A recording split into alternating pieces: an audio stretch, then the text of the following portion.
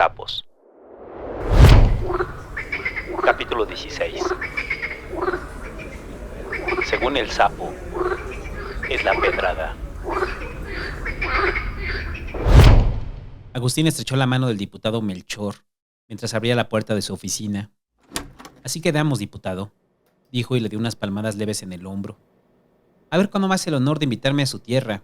Me han hablado maravillas de sus toros. Dicen que son una chulada. Uy, coordinador, faltaba más, respondió el diputado Melchor. Le digo a mi secretaria que le eche una llamada. Ya falta poco para la corrida de aniversario. Allá lo esperamos con gusto.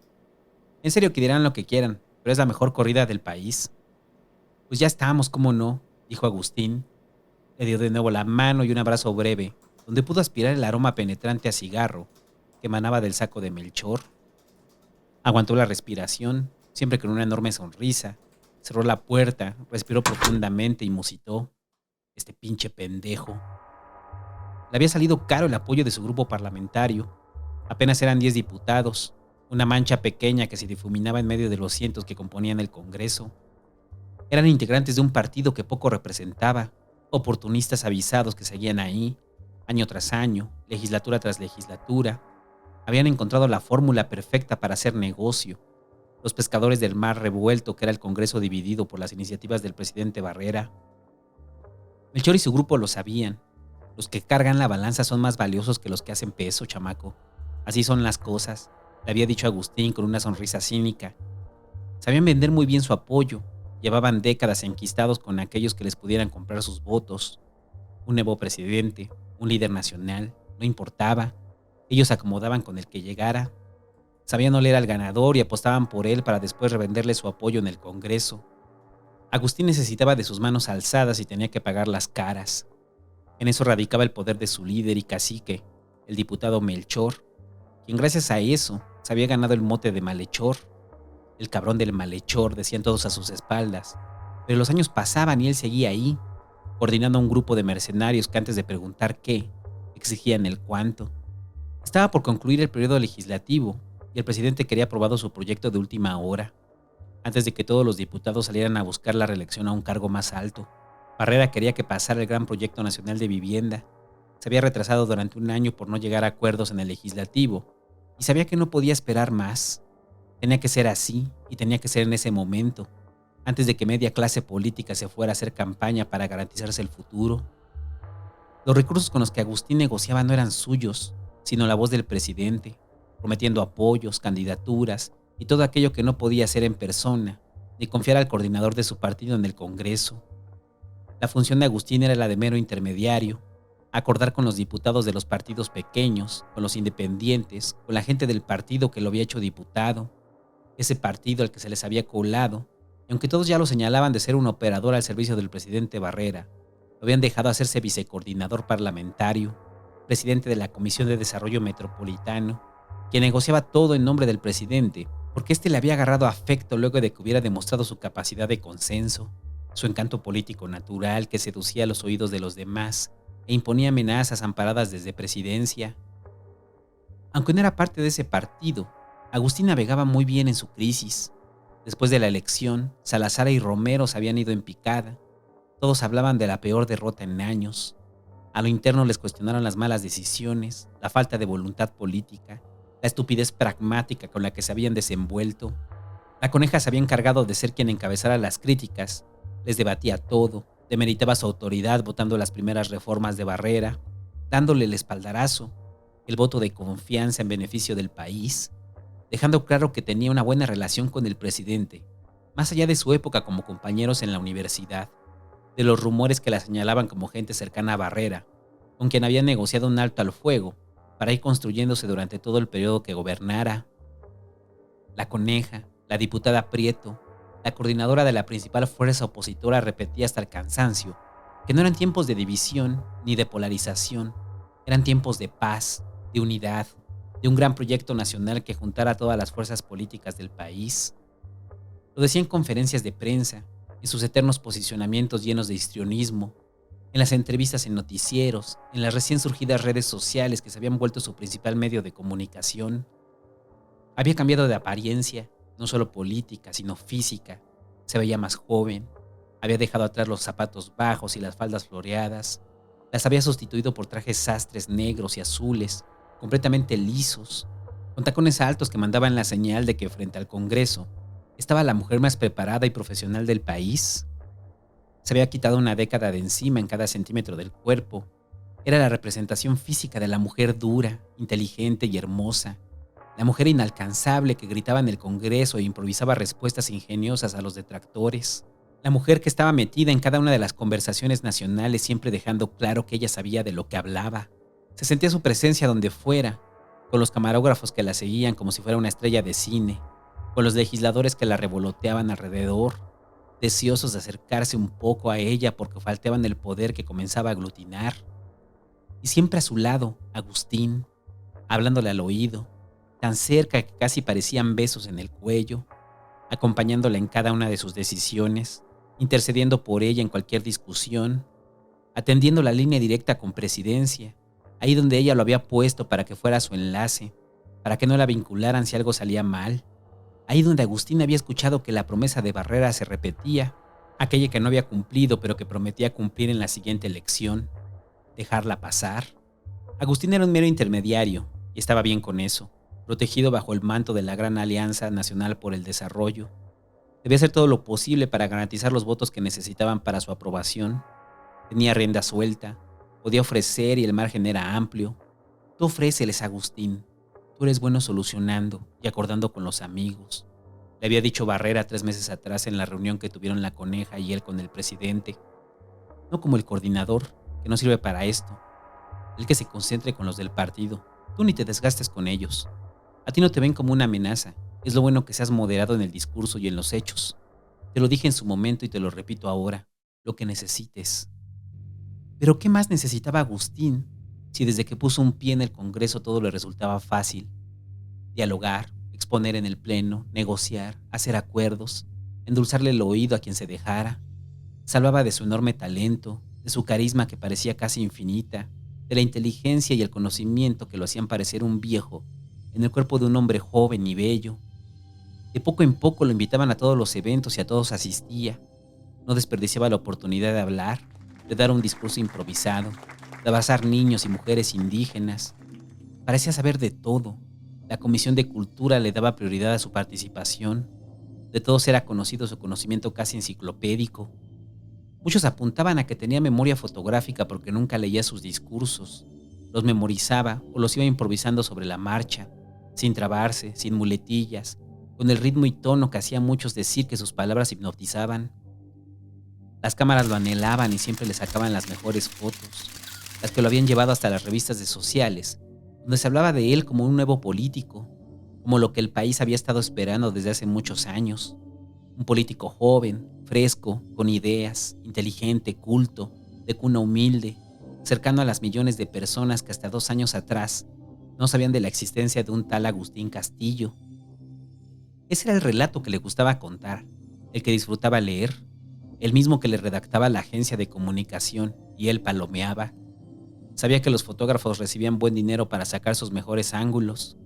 Pagaban a las revistas de sociales para que publicaran sus anuncios disfrazados de artículos, donde lo comparaban con los políticos más populares del mundo y lo nombraban de formas rimbombantes. Agustín Castillo, la joven promesa de la política nacional, el negociador que está sacando adelante el Congreso, conoce a los nuevos líderes del país, todos títulos ideados por jóvenes de la agencia, ataviados con camisas de cuadros y lentes de pasta, quienes no se limitaban con sus exageraciones, con las docenas de adjetivos que engalanaban el nombre de Agustín, siempre acompañado de una foto donde parecía modelo, sin corbata, con la camisa remangada, en señal de trabajo perpetuo. Muchos diputados habían dado cuenta de la intención de posicionarlo y comenzaban a desconfiar de él. Le negaban el teléfono, la reunión, pero bastaba una llamada a la gente de Barrera. El día siguiente tenía gente como Melchor sentado frente a él, esperando que hablara en clave, que le escribiera montos en papeles a cambio de sus votos. Tenían la instrucción de la Coneja y Barrera de entregarle el protagonismo al gran negociador, como le había sugerido llamarlo uno de los creativos que manejaba su imagen pública. Le gustaba el apodo, Agustín el negociador o negociador a secas. Así quería que lo llamaran, que lo conocieran en todos lados. pero sabía que era absurdo que la gente a su alrededor lo llamara así. Eso estaba reservado para los medios, para los periodistas que cobraban caro el hacer de su apodo conocimiento popular. Aunque no tenía claro de dónde salía el dinero para promoverlo, la mayoría intuía quién pagaba por ello, quién era la mecenas, la mujer dadivosa que veía en él un futuro que podía manipular, la interesada en que los medios difundieran que había una nueva generación de políticos, una nueva camada que venía a dar un giro a la vida pública. La coneja no escatimaba en dejarle claro que lo estaba construyendo, que era muy importante que la escuchara, que aprendiera rápido. Tú eres inteligente, Agustín, y tienes una ambición desmedida. Las dos cosas van bien si se saben trabajar, le decía la coneja mientras le cruzaba la pierna desnuda debajo de las sábanas. Podrás apantallar secretarias o chavitas pendejas, pero te falta conquistar mujeres como yo. Le susurraba al oído mientras le acariciaba el pecho, recorriéndole los vellos con las uñas. Tú estás aquí porque yo quise, porque te quiero moldear, pero en otra circunstancia, ni tantito me hubieras llamado la atención.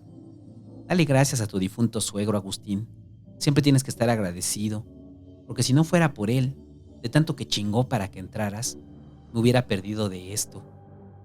No te enojes, es broma, decía la coneja, al notar que Agustín intentaba ponerse en pie y la empujaba con el brazo. Lo sujetaba del mentón y le mordía un labio mientras le apretaba el pene. Tú haz lo que te digo, guapo, y ya verás. Este país está listo para ponerse a los pies de un cabrón como tú. Solo necesitamos darte una pulidita, porque así como estás, solo aspiras a volar bajo, como los buitres. Sabía que lo estaban preparando, pero no entendía para qué. ¿Qué era lo que querían de él en lo inmediato? Más allá de ser la cara visible en las negociaciones del Congreso, la cara bonita, el vocero tácito del gobierno de Barrera. Trataba de no preguntar, solo pensaba en el futuro que le esperaba al obedecer sin alegar, si atendía por completo las instrucciones de Barrera y la coneja.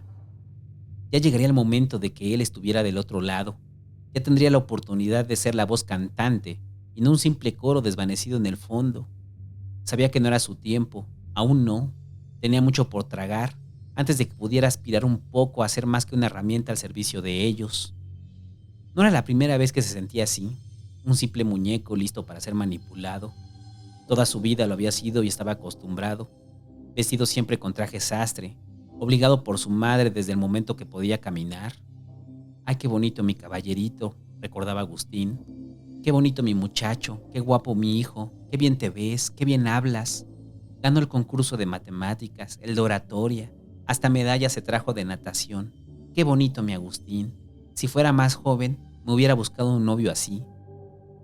Estaba acostumbrado a hacer la promesa no cumplida, que por primera vez parecía estarse cumpliendo y él lo sabía.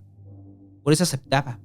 Prefería eso a regresar al cubículo, a la vida cotidiana, a la fantasía y despropósito que era para él la Fundación Maldonado, donde María despilfarraba la herencia en becas, en dádivas a los mineros que no eran apoyados por el sindicato.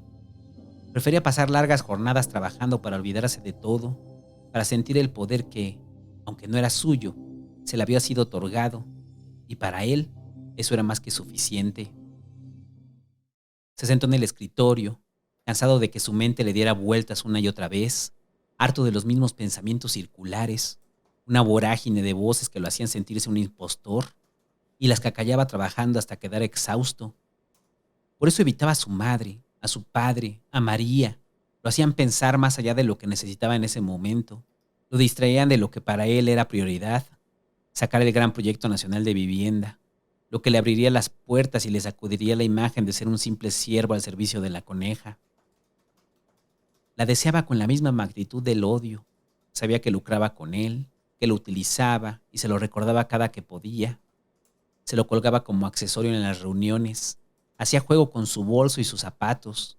Complementaba muy bien su cambio de imagen. Qué mejor forma de verse más joven que juntándose con alguien que a nivel político representaba la juventud, aunque estuviera a la mitad de sus 30. Agustín sabía que la coneja sacaba provecho de su vieja relación de amistad con Barrera, de su relación amorosa cuando eran jóvenes y solo eran un par de estudiantes que coincidían en las fiestas de élite, en los eventos sociales exclusivos y en las reuniones de las juventudes partidistas donde ella, a pesar de estar todo un verano en la cama con el que no sabía que sería presidente, lo terminó despreciando. La coneja le había confesado a Agustín, desnuda y con la boca trabada por el vino, que desde ahí sabía quién era Barrera y lo que aspiraba a ser. Y en ese futuro que había visto desde joven, siempre supo que llegaría el momento en que él la traicionaría. Y ahora, en sus cuentas ya llevaba 2 traiciones, incluyendo la que la hizo enemistarse con Maldonado. Si me la quiere hacer otra vez, esta vez se hunde conmigo, había dicho mientras prendía un cigarro de marihuana y le daba a Agustín el humo directamente en la boca. Se comportaba como adolescente cuando estaba con él, nada distinta de las docenas de amantes universitarias que había tenido, incluyendo a María. Le gustaba beber vino a grandes sorbos, pasearse por la habitación de su casa solo con las pantaletas puestas. Encendía un pequeño equipo de sonido, metía un disco de música pop de los 80s y bailaba como si estuviera en la playa, mientras daba pequeños sorbos a la copa de vino.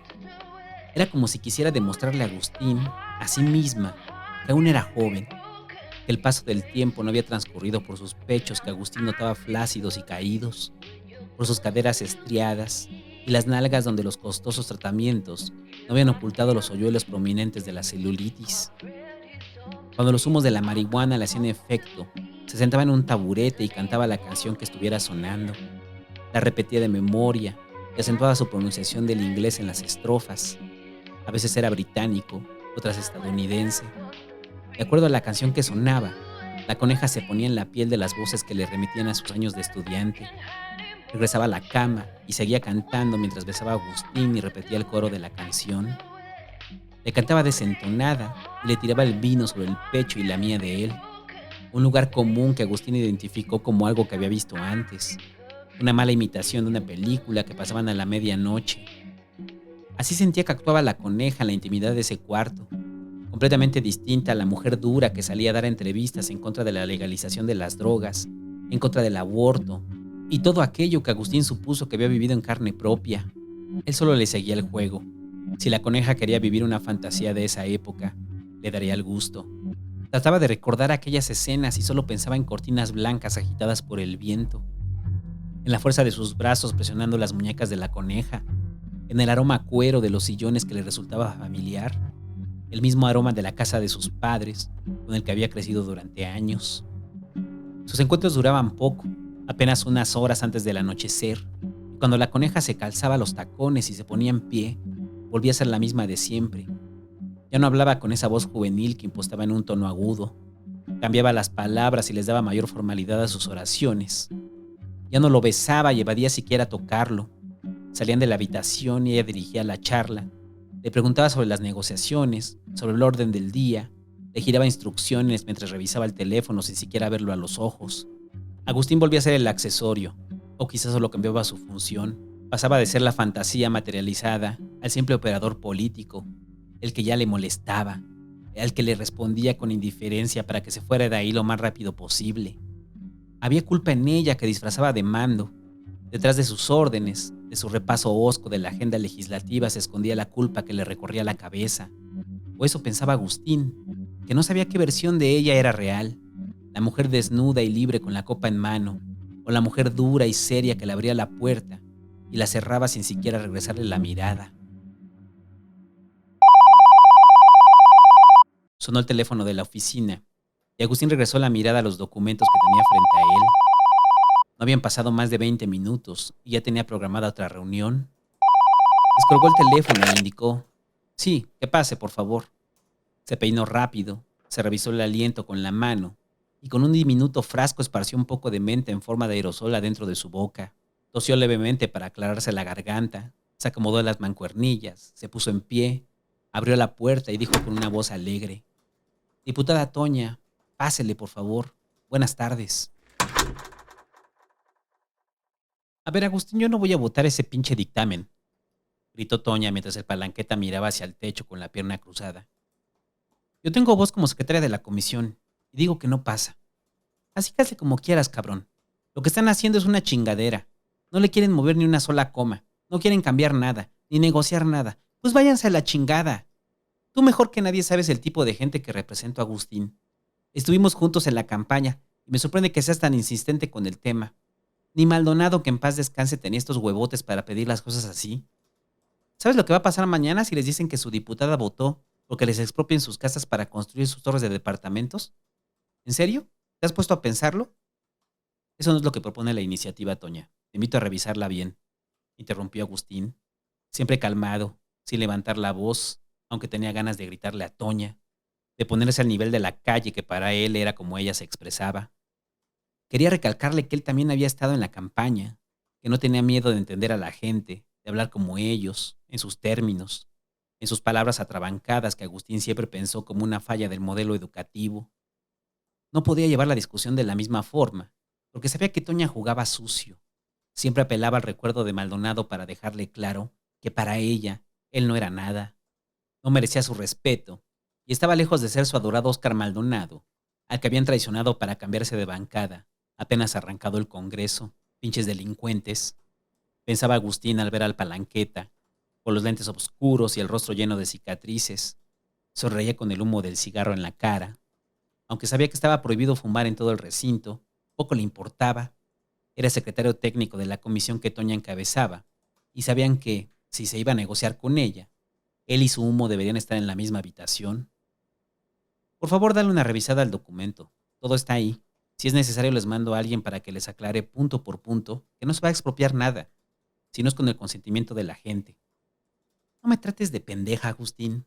No nos quieran tratar de pendejos, porque por muy pinches licenciados que sean, por mucho que se ocultan detrás de sus pinches palabritas, en los documentos tú y yo sabemos qué es lo que quiere hacer el presidente con esto.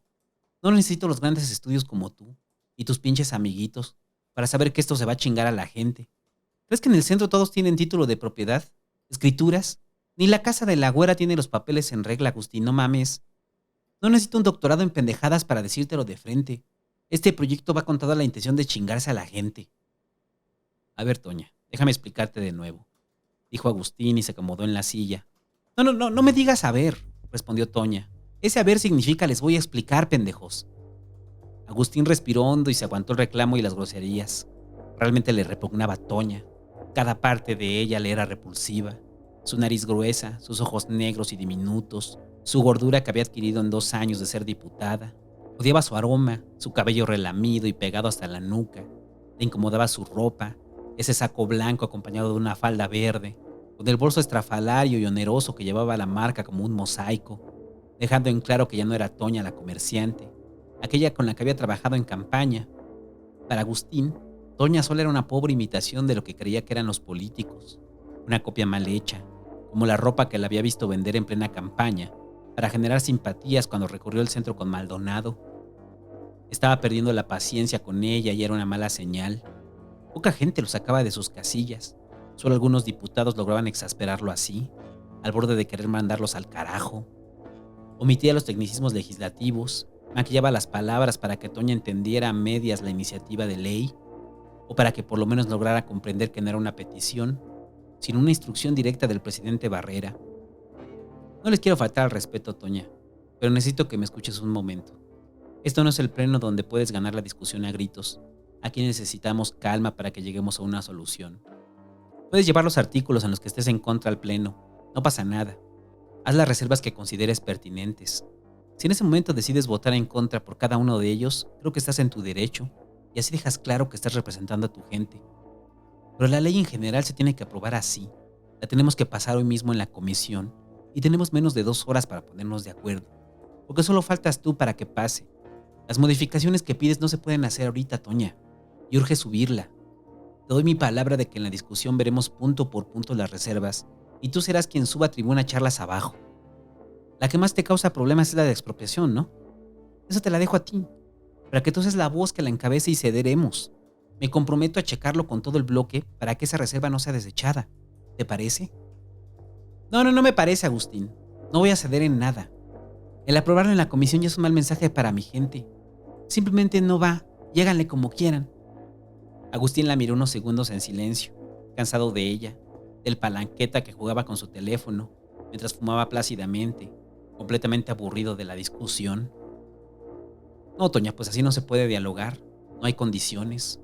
Reconozco que defiendas los principios que crees representar, pero esto te rebasa, y voy a tener que llamar al diputado Robles para que nos ayude un poco a destrabarlo. El Palanqueta apagó el teléfono y levantó la mirada hacia Agustín, chasqueó la boca y dijo: Mire, diputado, no hay necesidad de meter al licenciado en esto. Así como dice, está bien. Que la líder aquí suba a tribuna y diga lo que tenga que decir. Pero hay correcciones al documento que mandamos. Y nada más no nos responden. ¿Qué huevos los tuyos, Agustín? Pinche chamaquito verguero, interrumpió Toña. Háblale a Robles. Háblale que se te dé la pinche gana. A mí no me vas a tratar de tu pendeja sacándome al pinche licenciado como tu escudo. No es la primera vez que los mando a la chingada y no será la última. Toña se levantó de la silla, tomó el bolso y salió de la oficina a paso rápido. El palanqueta gimió al levantarse, dio un suspiro largo acompañado de un carraspeo. Se acercó a Agustín y le dijo: yo lo checo ahorita con ella, para que se calme, Agus. Pero sí háblale al pinche Robles. Solo así la calmamos. Apagó el cigarro en un bote que Agustín usaba para las plumas y agregó: tampoco te sientas un culo, mijo. Tú nada más eres la voz de esos culeros. Así que bájale tantito, güey. Agustín miraba a Toña, a la espera de que levantara la mano. El salón donde se reunía la Comisión de Desarrollo Metropolitano estaba completamente lleno. El fresco del aire acondicionado no alcanzaba a cubrir a toda la gente, que parecían hacinados alrededor de la enorme mesa circular de madera. Los diputados y sus comitivas de asesores que les susurraban cosas al oído se arrojaban aire con los documentos que tenían a la mano. Llevaron una hora encerrados ahí. Habían cerrado las puertas para solo permitirle el paso a los medios de comunicación oficiales que reportaban la discusión del dictamen. Toño no había dicho una sola palabra en contra. Se limitaba a llevar la sesión de acuerdo con los actos protocolarios. Cedía la palabra, marcaba los tiempos de intervención, anotaba en la bitácora, palomeaba los tiempos y los puntos del orden. Solo eso, un trabajo mecánico y automatizado, acciones que bien podría hacer otro, pero que le tocaba a ella al ser secretaria de la comisión, llevar el orden del lugar donde no quería estar, mientras se limpiaba el sudor que le derretía la base sobre el rostro y evitaba hacer contacto visual con Agustín. La sesión transcurrió con relativa calma. Algunos levantaban la voz, otros citaban ejemplos mundiales en favor de la ley. Los argumentos en contra del proyecto eran los mismos que Toña había repetido horas antes en la oficina de Agustín. Esto le da el poder al gobierno de expropiar propiedades. En un país donde el gran porcentaje de la gente no tiene escrituras y llevan habitando la tierra por herencias familiares, argumentó alguien. Esta iniciativa quiere disfrazar un enorme proyecto inmobiliario que va dirigido a las grandes constructoras, a los enormes capitales que se van a hacer más ricos con la edificación de millones de viviendas. Ni siquiera tenemos garantía de que sean dignas o que estarán conectadas, dijo una diputada. Vean el proyecto, compañeros. Ni siquiera marcan las zonas donde supuestamente serían construidas estas viviendas de todo el país. Nada dice de eso. Solo están rompiendo los candados para que las empresas de la construcción entren a llenar de edificios, para que veamos miles de grúas como en China, u otros países que han hecho de la construcción una nueva burbuja.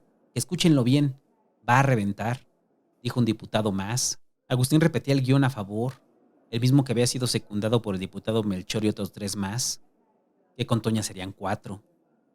A ver, dijo Agustín. Esto es una discusión técnica, compañeros, para saber si la iniciativa que viene del Ejecutivo cumple con los requisitos, y hasta el momento todos los argumentos que aquí se presentan son políticos. Los invito a que la aprobemos en lo inmediato, para que todos ampliemos el debate de esta iniciativa, que desde mi perspectiva, y tratando de ser mesurado, solo viene a subsanar el derecho a la vivienda de millones de personas. Por supuesto que necesitamos discutirla, y para eso está el Pleno, compañeros. Vayamos allá, presentemos nuestras querellas, pero en los términos de cómo se presenta el proyecto, de mi parte no tengo ninguna objeción, y no sé si alguien más aquí la tenga. Agustín buscó la mirada de Toña, quien revisaba el celular ignorándolo de forma intencionada. Detrás de ella el palanqueta lo miraba fijamente, con los lentes oscuros reflejando las lámparas del techo, y Agustín sostuvo la mirada, hasta que pasaron unos segundos en silencio y comenzó la votación del dictamen. Quedó aprobado, en medio del sonido de las cámaras fotográficas, del calor que empañaba los vidrios, del aroma a café y sanitizante. Agustín se despidió de todos dándoles la mano, con una sonrisa triunfante y diciéndoles cosas al oído que nadie más podía escuchar.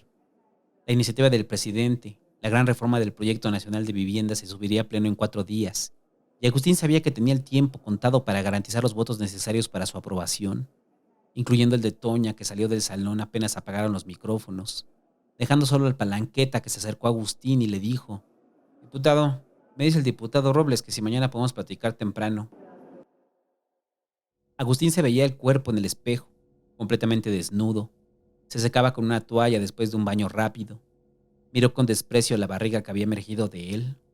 Juntó los dedos para pellizcar la ligera lonja que le había crecido en el abdomen.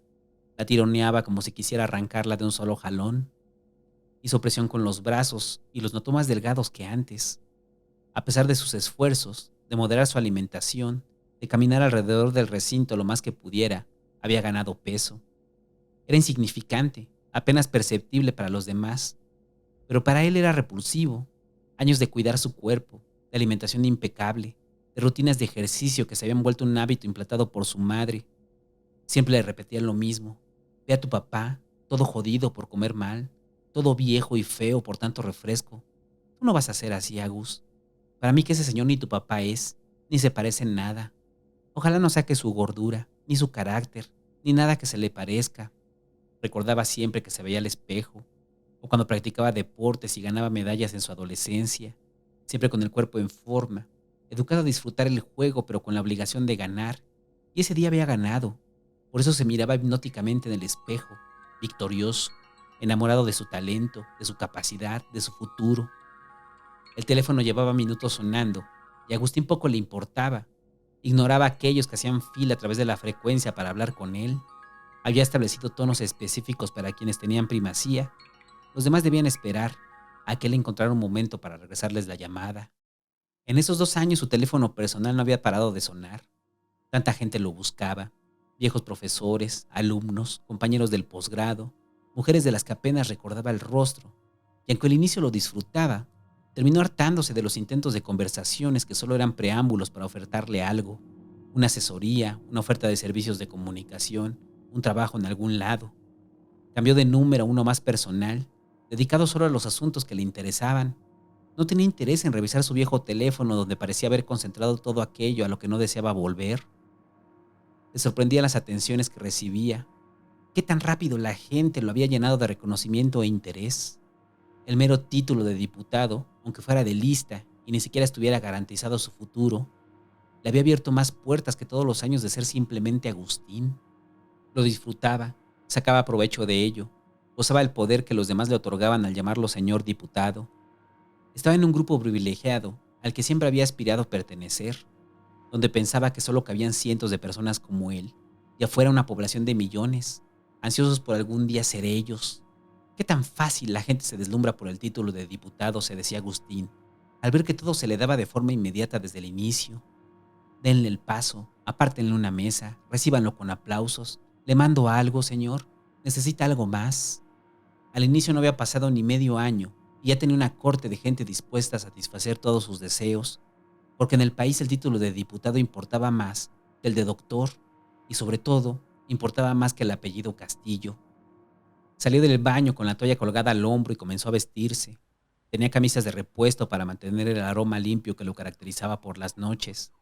Nunca olía mal, ni en esos días calurosos que lo hacían sudar debajo de la camisa y que le empapaban el cuerpo después de tener sexo furtivo con algún amante ocasional. Había mudado su departamento a un conjunto más exclusivo, con el pretexto de convertirlo en oficina, donde atendería los asuntos que no podía hacer dentro del Congreso. Le había dicho a María que era necesario, que no quería llevar la política a la casa, donde ella siempre encontraba la forma de recordarle qué hubiera hecho su padre, de cuestionar las decisiones que acataba sin cuestionar, de repetirle que él estaba ahí gracias a Maldonado, que aún muerto, parecía hablarle a través de ella, cuando María enojada le reclamaba su ausencia en la casa, lo despreocupado que estaba con la crianza de Óscar. Ya va a cumplir 3 años, le había dicho María, y de esos has estado ausente 2, Agustín. No mames, ¿quieres más a tu pinche trabajo? Ahí sí se te para, ¿verdad, cabrón? Ahí sí coges. Ahí sí te hablan bonito y no te dicen que lo único que haces es decirles sí a todo lo que te ordenan. Siempre agachón. Eso decía mi papá de ti, Agustín, que solo servías para recibir órdenes, no para darlas. Y ahora que todos te lamen los huevos, ¿te crees que tú solito llegaste ahí? No tienes ni 12 años. ¿Y ya tan rápido te mareaste?, le decía María a carcajadas. Agustín no le respondía. Al inicio le molestaban sus insultos, sus arranques de furia cuando descubrió la primera infidelidad, luego de que llevaba una docena de mujeres distintas. Pero después dejó de importarle. ¿De qué le servía María? A esas alturas los Maldonados solo eran un recuerdo que se perdía en medio de la fundación, que él consideraba una ociosidad. un absurdo que solo le servía para resolver el duelo por un padre que siempre despreció.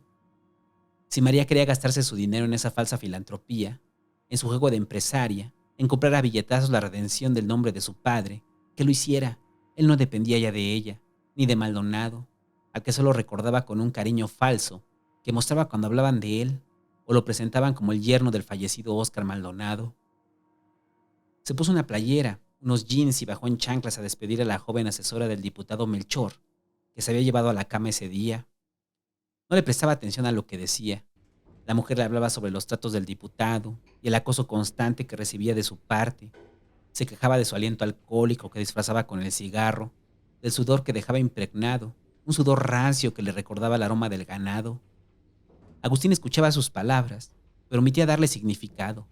Solo le respondía moviendo la cabeza, mientras el elevador descendía los 13 pisos hasta el estacionamiento.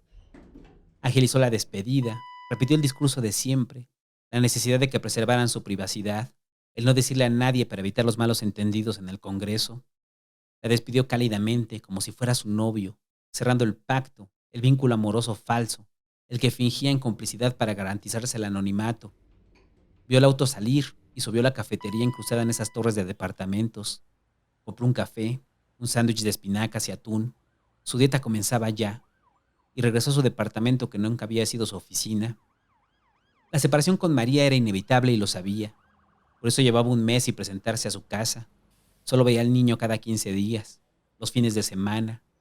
Sentía culpa que mitigaba con más trabajo, más reuniones. Buscaba trabajar los domingos para tener una excusa y no presentarse a cumplir el rol de padre que repudiaba.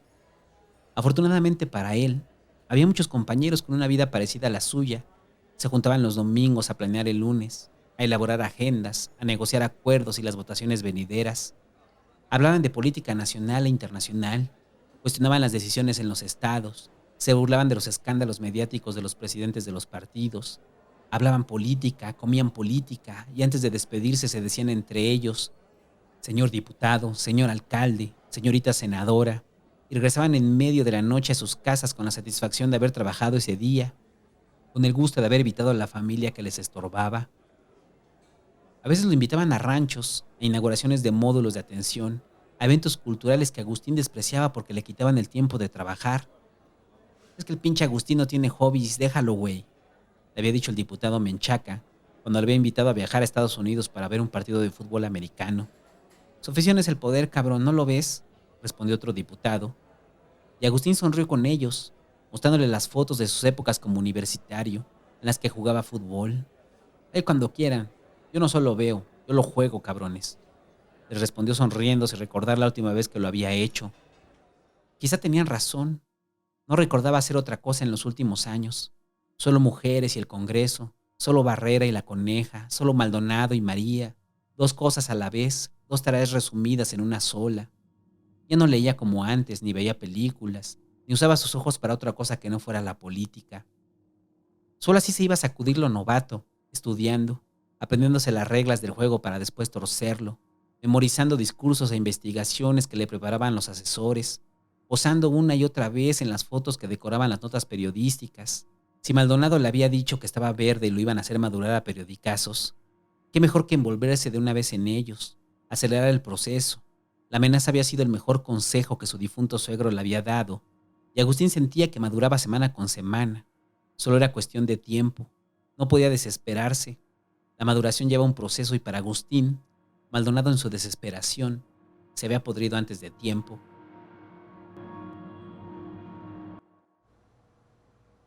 Agustín esperaba impaciente a que llegara don Lupe, o el secretario Lupe, como le gustaba ser nombrado.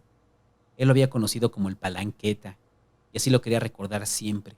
Que no olvidara que, a pesar del traje barato que usaba, de la prepotencia con la que se desenvolvía en el Congreso, de lo terrible de su trato con todos, para él seguía siendo el pinche Palanqueta, el delincuente, al que había visto en plena campaña golpear a unos adolescentes, ondeando una varilla con la que les pegaba en las piernas. Lo esperaba en un antiguo desayunador que quedaba cerca del Congreso, un pequeño restaurante que ofertaba tortas de pavo con letras doradas sobre las puertas de cristal. El lugar le parecía de mal gusto, digno del Palanqueta, su personalidad representada en el techo repleto de cochambre, con el aroma penetrante de la mantequilla que sentía impregnársele en el saco. Entendía por qué lo había citado ahí. Apenas un par de personas desayunaban en silencio en las mesas de alrededor, completamente callado, con el cocinero que a la vez servía de mesero, violentando la ley antitabaco que prohibía fumar en espacios cerrados. Solo había pedido un café con leche. Lo bebía de mala gana mientras esperaba, molesto por la tardanza.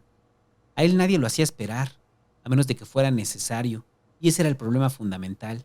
En ese momento, el voto de Toña, el de Robles y los diputados que encabezaba eran fundamentales para sacar la iniciativa de Barrera cuando se subiera al pleno.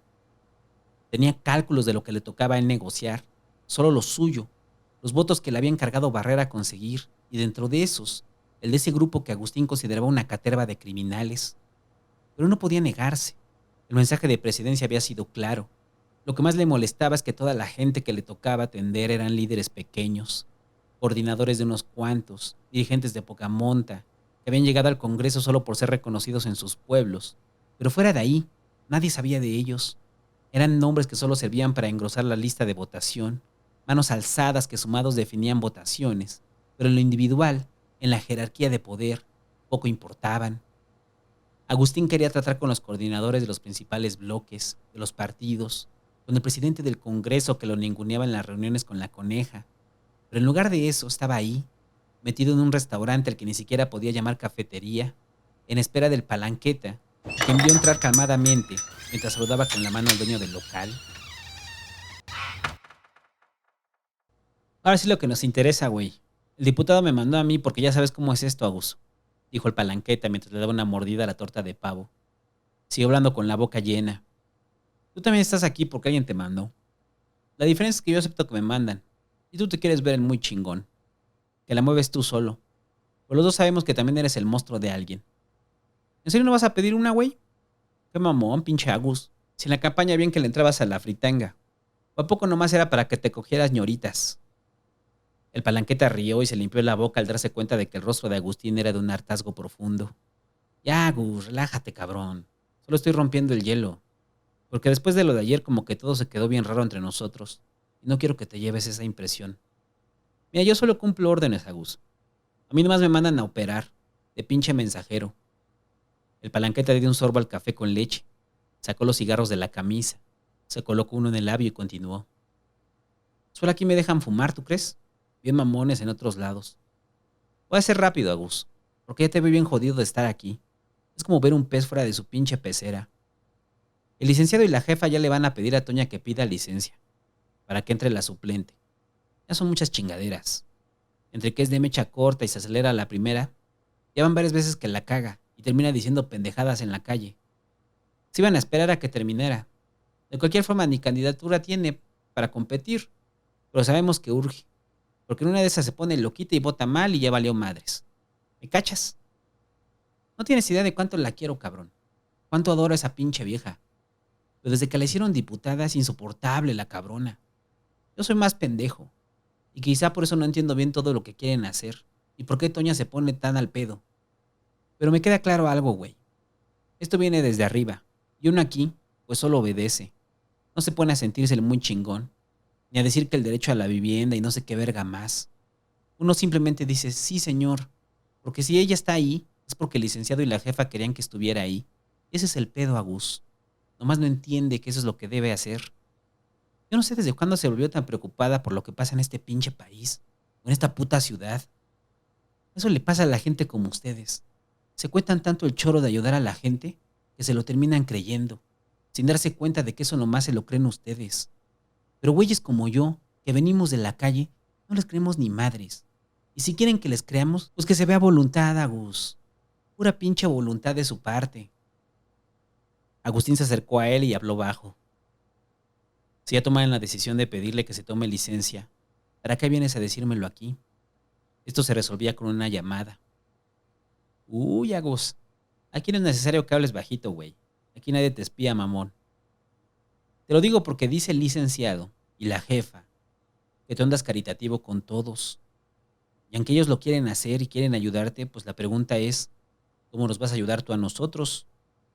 Yo solo vengo a decirte que eso que quieres, que quieren de arriba, se soluciona el lunes, sin problema. Tú necesitas echarle voluntad a Gus para que suceda. Porque si no, dicen que pues que ahí se quede y que se queden todos. Y esos votos pues se les van. Mira, no piden mucho. Solo que tú que tienes línea con el de arriba, intercedas por el licenciado, para que lo reciba Mejía. Y es que a la jefa ya no le contesta el teléfono. Y estos llevan enemistados ya un buen rato. Y eso está jodiendo muchas cosas en el centro y con nuestra gente. Solo te pide eso, y ya, no es mucho. Solo una reunión, que se sienta que desde arriba apoyan al licenciado y su gente en el centro. ¿Cómo ves? ¿Se puede? Y no tiene que ser ahorita. Dicen que sin problemas esperan a que sea pasando todo esto. Que si les das tu palabra sin problema, Gus, se resuelve y ya después les echas la mano. Así que tú dirás, mi buen, solo tú sabes si puedes o no. Nada más no los vayas a chorear, o por querer quedar bien, les digas que sí, y luego ya no contestes el teléfono. Ya sabes cómo se ponen si haces eso. Y no creo que te guste. Entonces, mi Agus. Agustín sacó la cartera para pagar el café, pero el palanqueta lo interrumpió. No, ¿cómo crees? Yo te invité. Además aquí no aceptan tarjeta, güey, no mames. Dijo y se carcajeó apagando el cigarro en un cenicero. Dile al licenciado que el lunes temprano lo busco para darle respuesta, dijo Agustín mientras se ponía en pie. Se acomodó el saco y miró alrededor en búsqueda de algo sospechoso. Pero solo veía el local con las nubes de grasa mezcladas con el humo. Así quedamos, yo me comunico, dijo Agustín. ¿Vas para la cámara? No, mi Agus, no hay nada que hacer allá.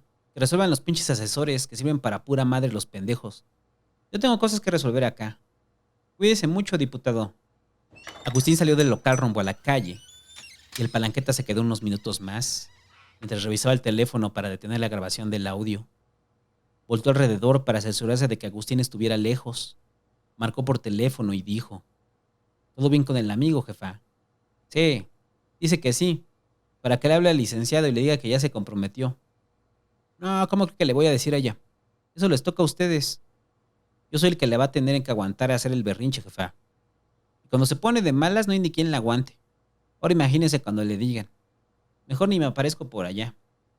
Sí, yo sé, jefita, yo sé. Primero la organización. Ella debe entender eso. Y la neta no lo ha entendido. Solo le pido que primero la trate de hacer entrar en razón. Que vote lo que se le pide.